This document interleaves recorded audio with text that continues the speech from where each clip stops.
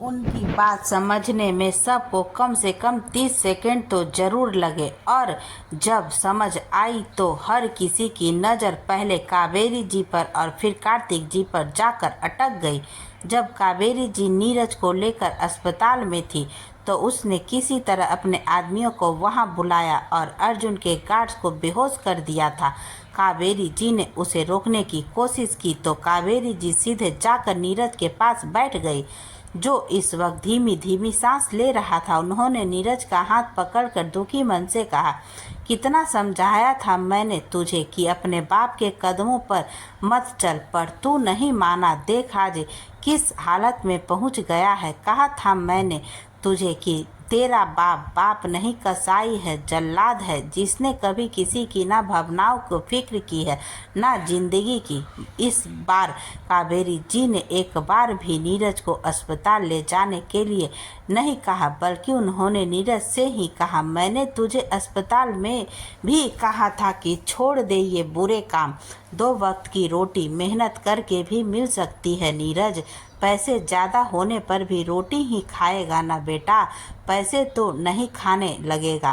पर तू नहीं माना, मानता भी कैसे। तेरी मौत ने तुझे यहाँ बुलाया था। कितनी बदनसीब माँ हूँ मैं कि अपनी औलाद के लिए ज़िंदगी भी नहीं मांगना चाहती, क्योंकि अगर भगवान ने मेरी सुन ली तो पता नहीं तू किस तरह की मौत मरेगा। इससे अच्छा है कि तू अपने बाप के हाथ से ही मर जाए। कावेरी जी के सीने में उठ रहा दर्द वहां खड़े हर इंसान को महसूस हो रहा था। एक माँ जब अपने बेटे की मौत मांगने लगे तो वह किस कदर मजबूर होगी, किस तरह उसने खुद को यह सब कहने के लिए मनाया होगा। पर नीरज की हरकतों ने कावेरी जी को यह कहने पर मजबूर कर दिया था। कुछ वक्त के लिए सबका ध्यान कावेरी जी के रुदन पर चला गया था। वहीं अनिमेष जी आज अपनी बीवी के इस रूप को देखकर यह समझ गए थे कि अब उनका सब कुछ उजड़ने वाला है। आज तक उसने कावेरी जी के मुंह इस तरह की बातें नहीं सुनी थी। वो नीरज को हमेशा समझाने की कोशिश करती थी, लेकिन आज उनकी बातों में निराशा के साथ साथ अनिमेष जी के लिए नफरत भी थी। जान तो कार्तिक जी भी चुके थे कि उनकी आगे की ज़िंदगी भी बहुत तकलीफ दे होने वाली है। उन्हें खुद पर अपनी बीवी और अपने बच्चों की नफरत भरी निगाहें महसूस हो रही थी, जहां अनुपमा जी को इस बात पर विश्वास ही नहीं हो रहा था कि उनकी इज्जत को तार तार करने वाला उनका ही पति है। वहीं तनिष्क और अनन्या अपने पिता की हैरानी और नफरत के देख रहे थे। आंखों से आंसू लगातार बह रहे थे और दोनों अपनी माँ के पास आकर खड़े हो गए, मानो उनकी हिम्मत बढ़ाना चाहते हो। सूर्य प्रताप सिंह ने आगे आते हुए अर्जुन के कंधे पर हाथ रखकर उसके होश में आने को कहा और नीरज का इलाज करवाने की बात की। अर्जुन जानता था कि नीरज कोई अच्छा लड़का नहीं है, पर वह उसे इस तरह मरने भी नहीं दे सकता था। इसलिए उसने अपनी गार्ड्स को इशारा किया और वो नीरज के पास आकर उसे उठाने लगे ताकि उसे अस्पताल ले जाए। कावेरी जी का हृदय अपने बेटे के लिए रो रहा था, पर उन्होंने अपने दिल पर पत्थर रख अर्जुन से कहा, ये अस्पताल से भागना नहीं चाहिए, मैं खुद पुलिस में इसके खिलाफ गवाही दूंगी।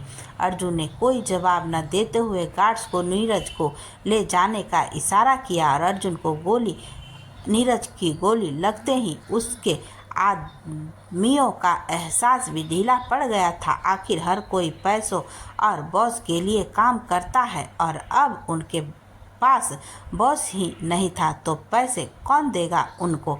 उन सब को अब अर्जुन के गार्ड्स ने घेर लिया था और उन सब ने भी हैरान हथियार डालने में ही भलाई समझी।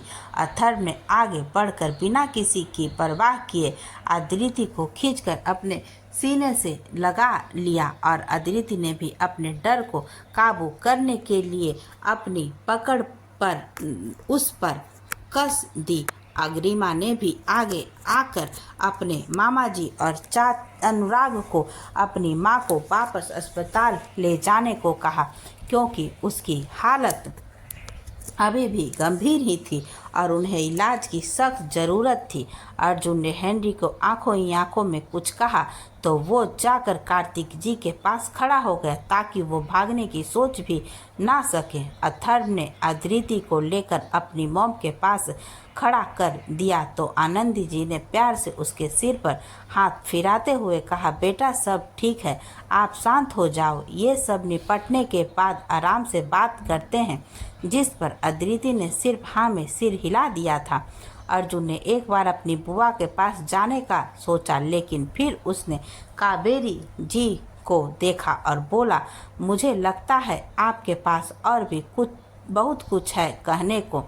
कावेरी जी ने निमेश जी की तरफ देखते हुए कहा, हाँ मेरे पास बहुत कुछ है और आज मैं सब बताऊंगी। तेजवीर ने कुछ नहीं किया था, वो तो शराब पीने के बाद ही बेहोश हो गया था क्योंकि उसकी शराब में बेहोशी की गोली मिली हुई थी और अनुपमा के उस दूध में भी। ये सब उनकी अनिमेश और कार्तिक जी की साजिश थी, एक बेहोश लड़की के साथ बलात्कार करके और उसका इल्ज़ाम एक बेकसूर इंसान पर डालकर बदला लेने के चक्कर में इन्होंने इंसानियत को भी शर्मसार कर दिया। और सबसे बड़ी बात वो बदला जिसका कोई वजूद भी नहीं था।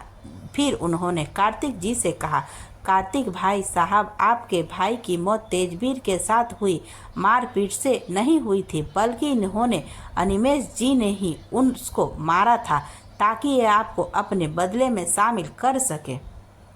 कार्तिक जी ने कावेरी जी को देखा तो उन्हें उनकी बातों में सच्चाई नजर आ रही थी, पर फिर कावेरी जी ने फिर भी सच्चाई को बेनकाब करने के लिए खुलकर सब बताते हुए कहा, जब तेजवीर ने आपके भाई को मारा था तो नीरज के पापा ने देख लिया था और ये आपके पीछे अस्पताल भी गए थे। वहीं उन्होंने मौका देखकर डॉक्टर को पैसे देकर उसे गलत इंजेक्शन लगवा दिया जिसकी वजह से इसकी मौत हो गई। दवाइयों का कारोबार होने की वजह से इन्हें सब गलत ठीक दवाओं का ज्ञान है और उन्होंने इस बात का पूरा फायदा उठाया। आज एक अकेले अनिमेश जी ने जाने कितनी जिंदगियों को बर्बाद कर दिया था, जिसमें से एक कार्तिक जी भी थे जिन्होंने बदला लेने के चक्कर में अपनी जिंदगी भी खराब कर ली थी। अगर वो अनिमेश जी की जहरीली बातों में नहीं आते तो आराम से अपनी बीवी बच्चों के साथ एक अच्छी जिंदगी बिताते, या बदला लेना ना था तो मर्द बनकर चाहे तेजवीर की सीने में गोली मार देते। लेकिन बदले की भावना, वो भी साजिशों के तहत, इस भावना ने उन्हें एक ऐसी जिंदगी जीने पर मजबूर कर दिया था जो शायद उन्हें कभी सोची भी नहीं थी। वहीं तेजवीर भी जी और अनुपम जी तो हाल बुरा था। दोनों को ही समझ नहीं आ रहा था कि उन्हें किस गलती की सजा मिली। तेजवीर जी और अजय जी दोनों ही अनिमेश जी की उस द्वेष की भावना का शिकार हो गए थे जिसके चक्कर में तेजवीर जी ने 21 साल कैद में निकाल दिए और अजय जी की बहन ने वही 21 साल एक मौत के बराबर जिंदगी जी, या कह सकते हैं कि मौत भी उस जिंदगी से बेहतर ही होती। तेजवीर ने अब अपना आपा खोते हुए आगे आकर अनिमेश का गला पकड़ लिया और उसे झकझोरते हुए उससे पूछने लगा, इतनी जलन, इतना द्वेष तुम्हारे अंदर किस बात का था अनिमेश? मैंने और अजय ने कभी तुम्हारा बुरा नहीं चाहा, हम दोनों तो बस तुम्हें उस बुरे रास्ते पर आगे बढ़ने से रोक रहे थे। अनिमेश जी ने झटके से तेजवीर जी के कॉलर छुड़ाते हुए कहा, तुमसे और अजय से मुझे हमेशा से ही चिढ़ थी। मैं जिस भी रास्ते पर अपने कदम बढ़ाना चाहता, तुम दोनों ने हमेशा उस रास्ते को ही बंद कर दिया। उस शराब की फैक्ट्री में सिर्फ शराब की फैक्ट्री नहीं खुलने वाली थी, मैंने कुछ लोगों से डील की हुई थी, वहाँ से हथियार और ड्रग्स स्मगलिंग की, और तुम्हारी वजह से मेरा इतना नुकसान हुआ जो मैं अपने बाप से भी नहीं कह सकता था। मैंने जो नाम कमाना चाहा तुम दोनों ने उसे बदनाम कर दिया। राजनीति में भी तुम मुझसे आगे थे, यहाँ तक कि उस शराब की फैक्ट्री की पैरवी से जो बदनामी हुई उसकी वजह से उस लड़की के परिवार ने रिश्ते को भी ना कर दिया था जिसे मैं पसंद करता था, और यह सब मुझे बर्दाश्त नहीं हो रहा था। मुझे अपनी बेइज्जती और अपने नुकसान का बदला तुम दोनों से लेना था और मैंने वो बदला ले लिया था। अनिमेष की बात सुनकर अजय जी ने भी आगे आते हुए कहा, बदला लेना था तो मर्द की तरह लेते, ये कायरों की तरह धोखेबाजी और जालसाजी से क्या बदला लिया तुमने? अगर मेरी या तेजवीर की जान भी ले लेते तो हम तुम्हें मर्द समझते, पर तुमने तो हम दोनों की जिंदगी मौत से भी बदतर कर दी। 21 सालों से तेजवीर इससे इल्जाम के बोझ के नीचे दबा हुआ है, जो गुनाह उसने किया ही नहीं था। 21 सालों से मैं हर दिन खुद को कोस रहा हूँ कि मैं अपनी बहन को बचा नहीं पाया। तेजवीर जी से अनिमेष का खुद की आंखों में देखना बर्दाश्त नहीं हो रहा था और उन्होंने अब गुस्से में उसे मारना शुरू कर दिया था। लेकिन कई सालों से एक कमरे में बंद होने की वजह से और सिर्फ जीने के लिए जरूरी खाना खाने की वजह से तेजवीर जी में अब वो ताकत नहीं रही थी कि वह किसी सेहतमंद आदमी का मुकाबला कर सके। अनिमेष जी ने तेजवीर जी का हाथ पकड़ लिया और जैसे ही उन्हें मारना चाहा, अर्जुन ने बीच में आकर अनिमेष को इतनी जोर का गुस्सा मारा कि एक ही गुस्से में वो जमीन पर पड़ा धूल चाट रहा था। अर्जुन को इतनी तेज खुद के गुस्से पर काबू किए था, अब वो काबू छूट गया और उसने अनिमेष को अब कॉलर से पकड़कर उठाया और अपना सारा गुस्सा उस पर निकालने लगा। उसे सांस लेने की फुर्सत दिए बिना उस पर ताबड़तोड़ मुक्कों की बरसात करने लगा। कोई भी उसे रोक नहीं रहा था क्योंकि गुस्सा हर किसी के मन में था।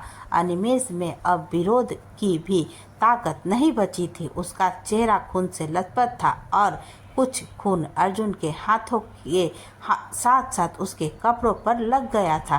कावेरी जी भी एक तरफ खड़ी ये सब देख रही थी, लेकिन उन्होंने एक बार भी अर्जुन को रोकने की कोशिश नहीं की, बल्कि आज तो उनके चेहरे पर भी एक सुकून नजर आ रहा था। बेशक वो आदमी उनका पति था, पर उसने अपने पति होने के नाम पर सिर्फ कावेरी जी के शरीर और आत्मा को नोचा था।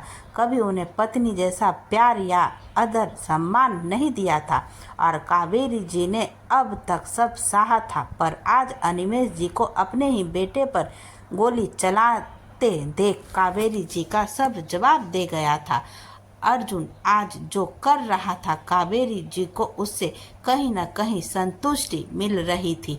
अगर उनके बेटे ने कभी अपने पिता को समझाना चाहा होता और या कभी अपनी माँ को समझता होता तो शायद ये दिन नहीं आता। अनिमेष जी अब जमीन पर पड़े हुए थे तो अर्जुन ना चाहते हुए भी रुक गया। कावेरी जी ने एक नज़र अनिमेष पर डाली और फिर वो संग्राम जी की तरफ चली गई, जो एक तरफ बेहोश पड़े थे और उन्होंने संभालने लगी। वहीं तेजवीर जी ने अब अपने कदम अनुपमा जी की तरफ बढ़ा दिए और उनके सामने जाकर बोले, मैं जिस कैद में था, शुरुआत में मैंने वहां से एक बार भागने की कोशिश की थी, लेकिन वहां बाहर पहरा दे रहे गार्ड्स ने मुझे पकड़ लिया था और अगले दिन उन्होंने मुझे कुछ तस्वीरें दिखाई और कहा कि अगर मैं वहां से भागा तो वो लोग उन तस्वीरों को अखबार में दे देंगे। वो तुम्हारी कुछ निजी तस्वीरें थी और उन तस्वीरों को देखकर मैंने अपने भागने का इरादा बदल दिया था, क्योंकि मैं नहीं चाहता था कि तुम्हें मेरी वजह से और जिल्लत सहन करनी पड़े। लेकिन अगर मुझे जरा भी अंदाज़ा होता कि तुम ऐसी ज़िंदगी जी रही हो तो मैं कैसे भी करके वहाँ से भाग आता। मैंने सोचा नहीं था कि कभी मुझे यह कहने का मौका मिलेगा, लेकिन तुम्हें ज़िंदगी की सारी खुशियाँ देना चाहता था, पर जिल्लत के अलावा कुछ नहीं दे पाया।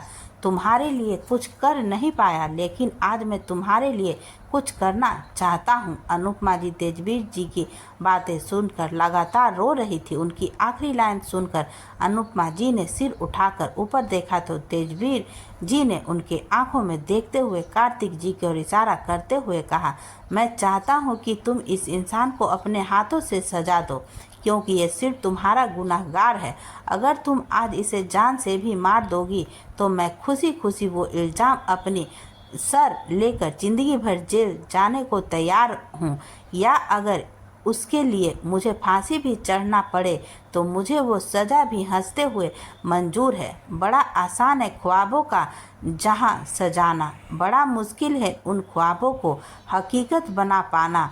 बड़ा आसान है किसी से मोहब्बत हो जाना, बड़ा मुश्किल है उस मोहब्बत का मुकम्मल हो पाना।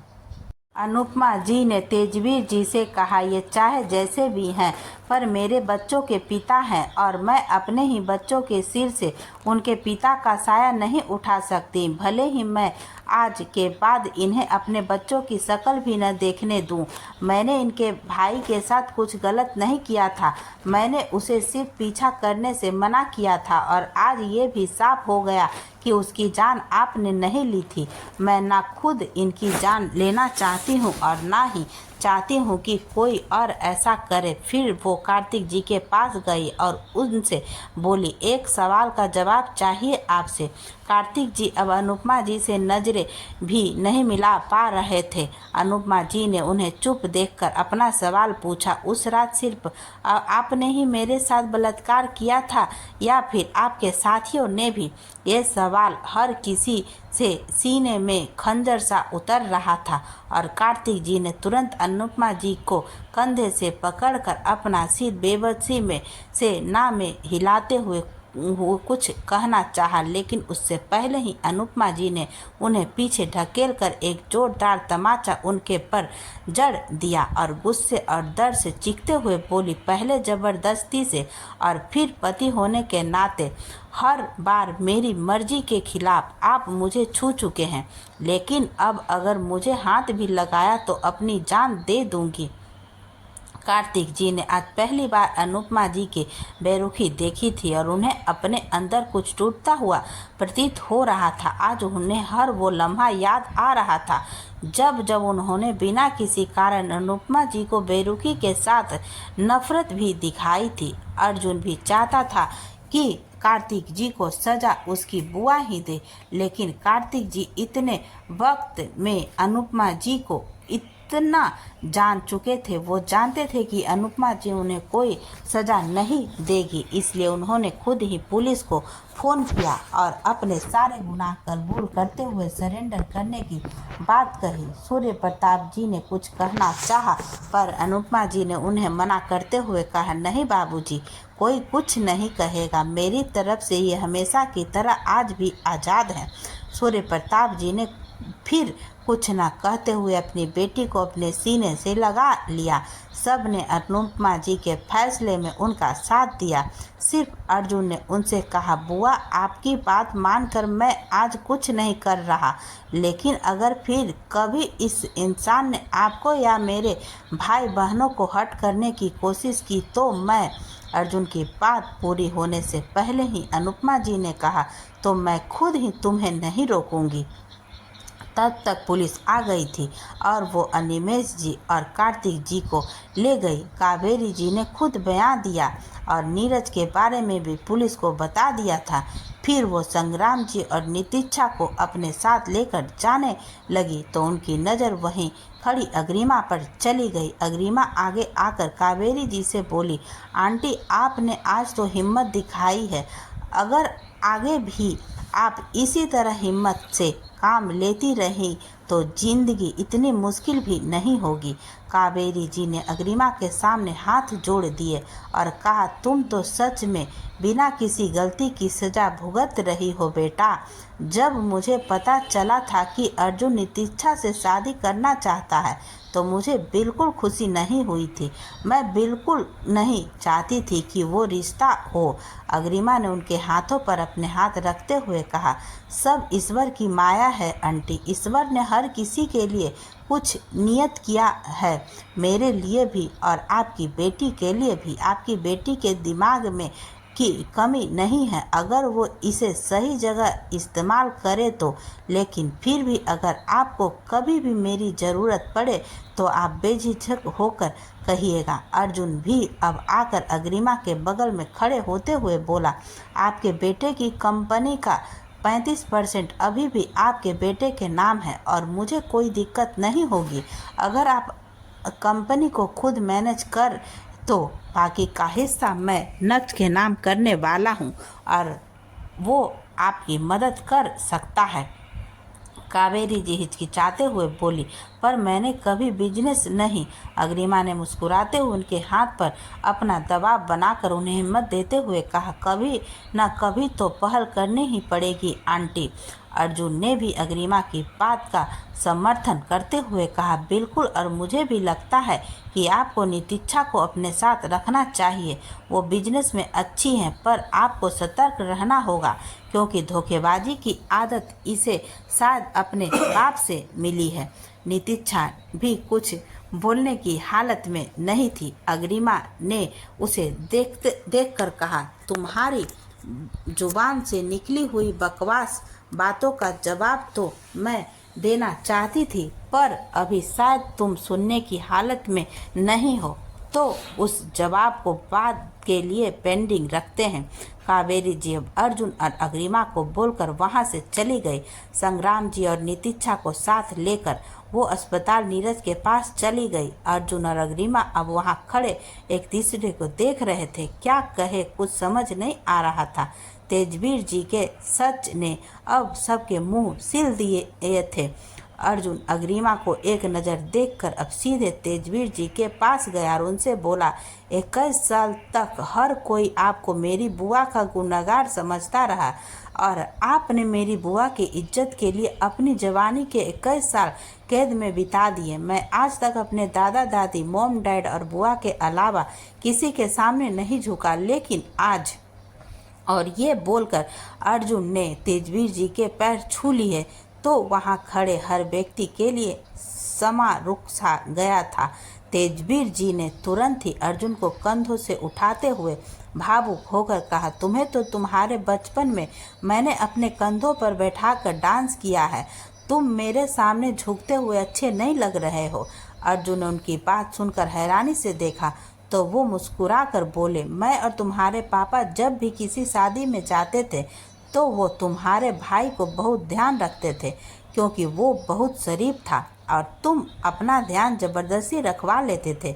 इसलिए अजय तुम्हारी जिम्मेदारी हर बार मुझे देता था और तुम हमेशा डांस करने की जिद करते थे और फिर मैं तुम्हारी जिद पूरी करता था। अर्जुन हैरान था इस बात से कि तेजवीर जी के साथ कभी उसका ऐसा रिश्ता भी रहा था।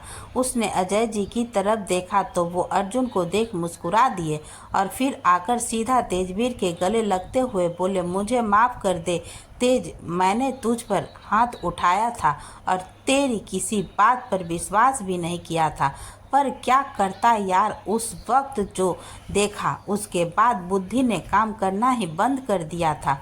तेजवीर जी ने भी अब गीले शिकवों को दूर रखते हुए अपने दोस्त की पीठ पर हाथ बंद दिए थे। तभी सूर्य प्रताप जी ने जगत राज जी के सामने आकर हाथ जोड़कर कहा, जगत राज, जिस भरी पंचायत में तुम्हारी बदनामी हुई थी उसी भरी पंचायत में मैं और मेरा परिवार माफ़ी मांगने को तैयार है। जगत राज से तो बेटे के आने की और अब उसके निर्दोष साबित होने की खुशी ही नहीं संभल रही थी तो उन्होंने सूर्य प्रताप जी से कहा, नहीं सूर्य प्रताप, अब किसी पंचायत का कोई काम नहीं है।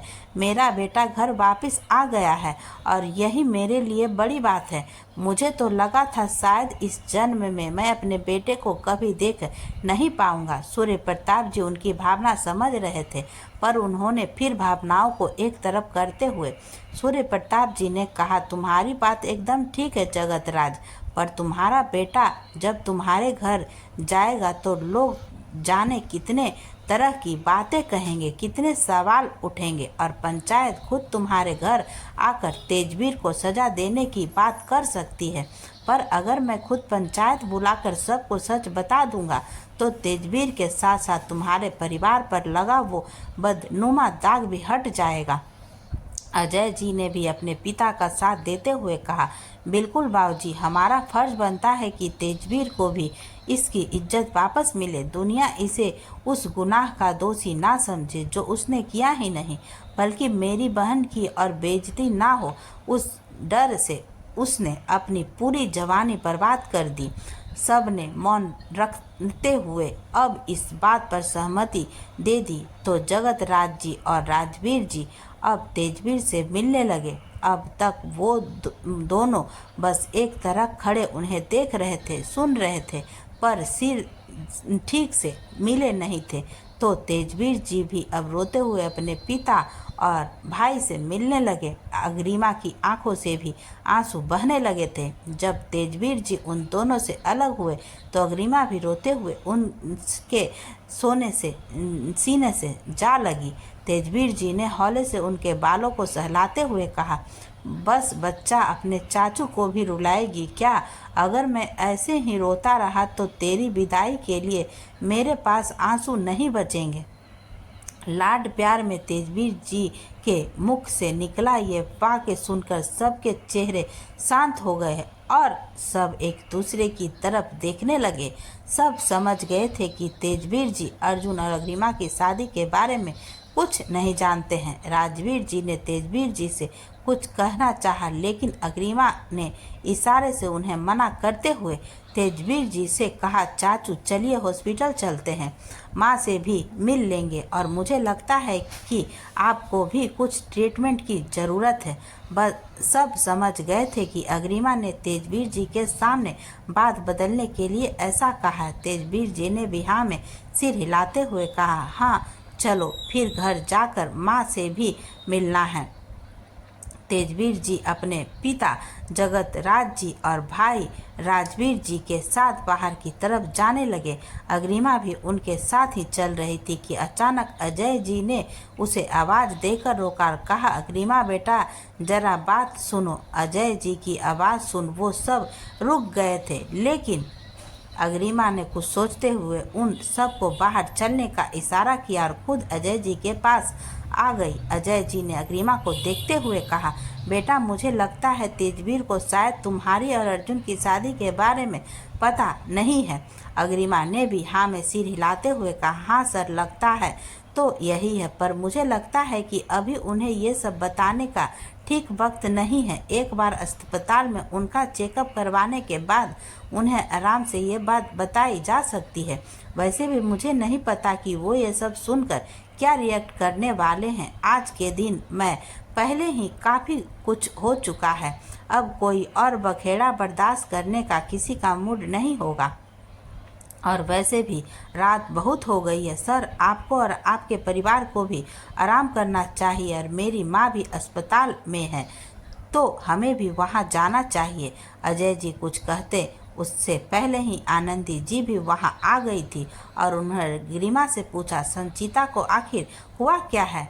अब किसी से कोई सच छुपाने का कोई मतलब नहीं था, इसलिए अग्रिमा ने उन्हें सब सच सच बता दिया कि किस तरह संचिता जी अपने कमरे में बेहोश मिली थी और उनकी दिमागी हालत खराब हो गई थी। अग्रिमा ने अपनी माँ के बारे में अब उन्हें सब कुछ बता दिया था।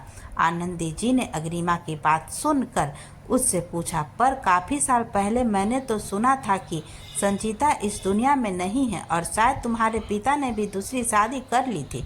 अग्रिमा ने इस बार भी किसी झूठ का सहारा न लेते हुए उन्हें सब सच बताया कि उसकी दादी ने खानदान के वंश का हवाला देकर उसके पापा की दूसरी शादी करवाई और घर में उसकी माँ के इलाज के पैसों को लेकर हो रहे झगड़े को बंद करवाने के लिए उनके दादा ने अस्पताल में अचेत पड़ी उसकी माँ को दुनिया के लिए मृत घोषित करवा दिया था।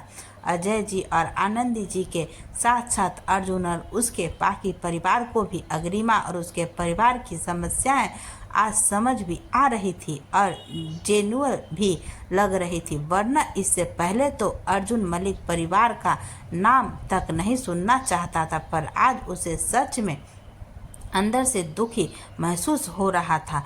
सिर्फ उसके परिवार ने ही नहीं, अग्रिमा के परिवार ने भी बहुत कुछ झेला है। अर्जुन एक बार फिर उस मासूम और समझदार लड़की को देखता रह गया, जिसने आज भी गुस्से से नहीं बल्कि समझदारी से काम लेते हुए सारा सच सामने लाने की कोशिश जारी रखी। उसी ने तो हाथ जोड़कर अर्जुन से रिक्वेस्ट की थी कि वो एक बार बस तेजवीर की बात सुन ले। अर्जुन ने अब ये मानने से कोई हर्ज नहीं था कि अग्रिमा से बेहतर लड़की हो ही नहीं सकती, ना उसकी जीवन साथी बनने के लिए और ना ही उसके परिवार की बहू बनने के लिए। तुमने बेहतर कोई नहीं है, ये मुझे बेहतर कोई नहीं जानता। जिस शादी को अर्जुन ने कभी किसी के सामने नहीं लाना चाहा, आज जब अग्रिमा ने उसे तेजवीर जी से छुपाने की बात कही तो ये अर्जुन को पसंद नहीं आया।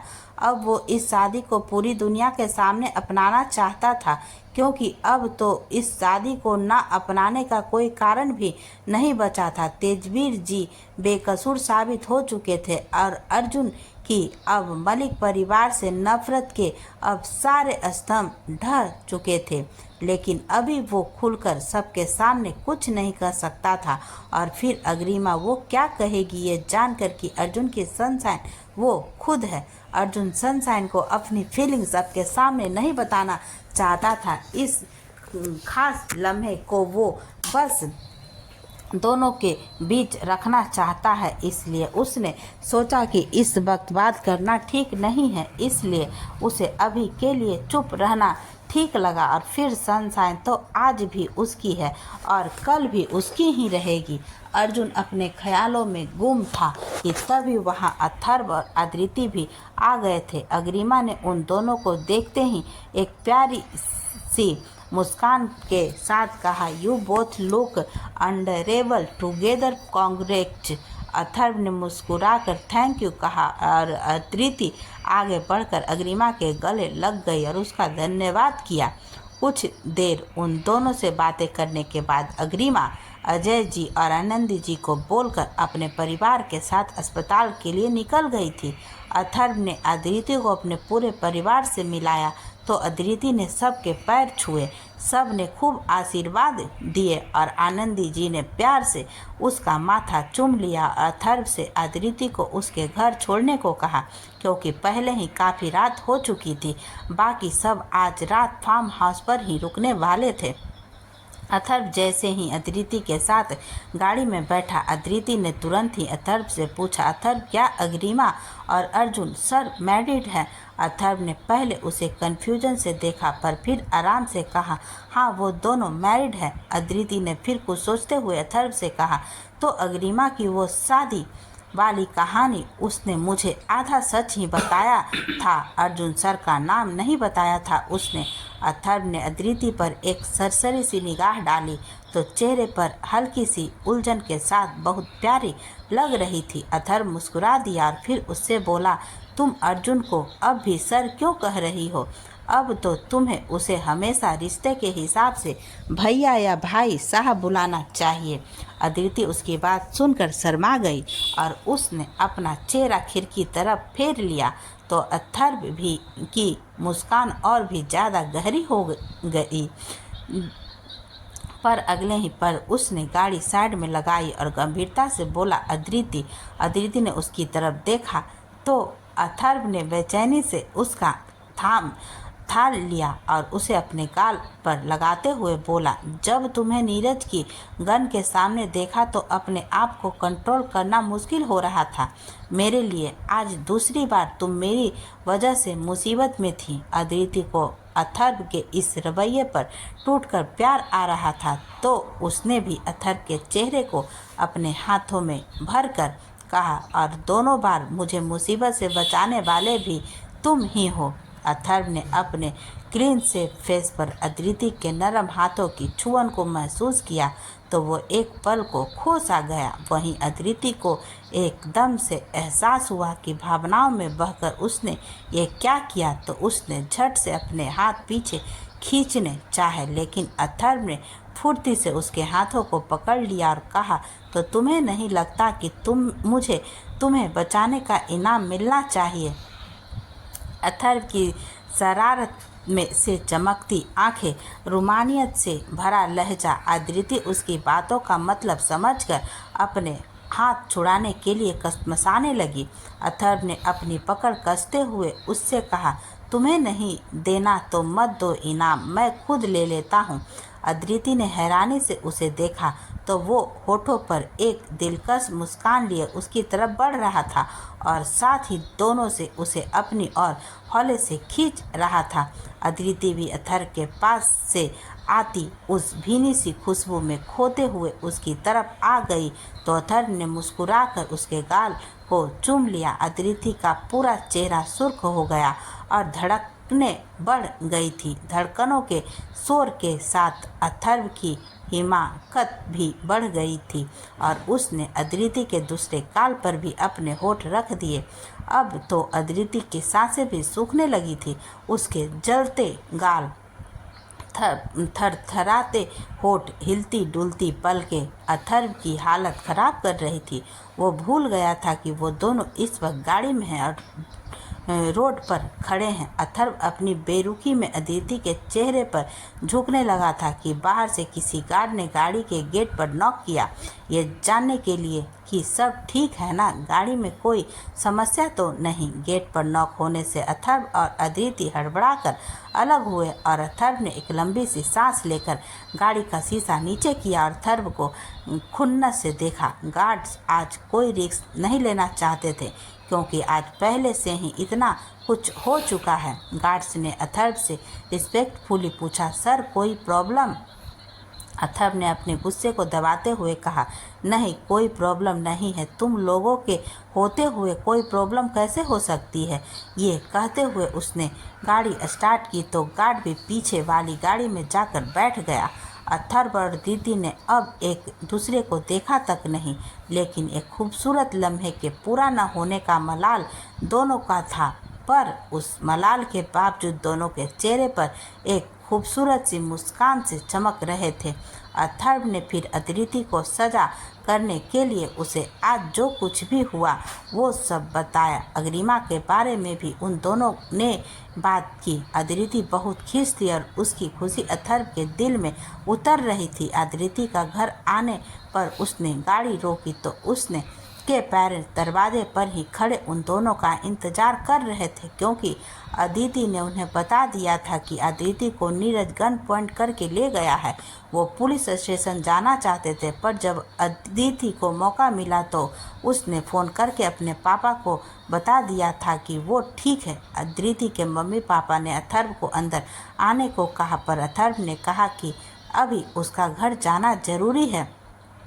फिर उन्होंने भी वक्त की नज़ाकत को समझते जिद नहीं की और अथर्व आंखों में अदिति को बाय कहा और सबकी नज़र से बचते हुए अपने होठों को गोल करके एक किस हवा में ही अदिति को देखते हुए दी तो अदिति ने अपनी नज़रें झुका ली और अथर्व हंसते हुए गाड़ी में आ बैठा।